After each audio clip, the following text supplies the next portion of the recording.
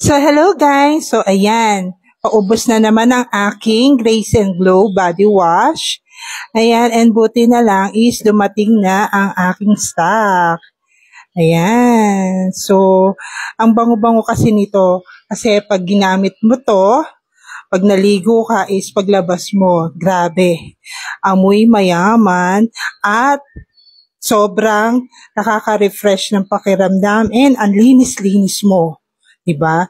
Pagpasok mo, amoy putik ka, ang dumi-dumi mo, paglabas mo, ang linis pa rin ng iyong kaluluwa.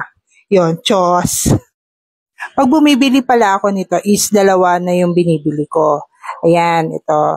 Ayan, bundle na siya kasi makakatipid ka.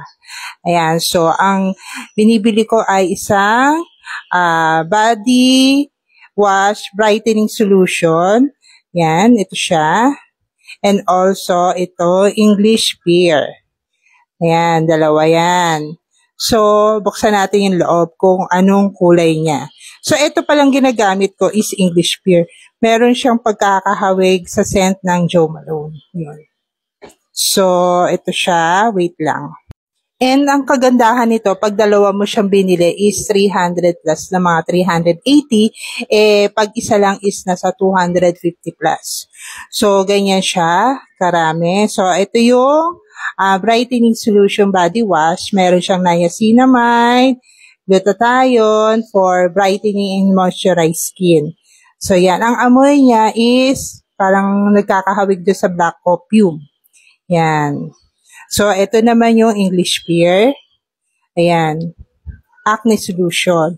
So, ayan, meron siyang with AHA, BHA, PHA, and Centella asiatica. So, yan. So, madami na siya. Nasa 200 or 400 ml na siya. So, diba?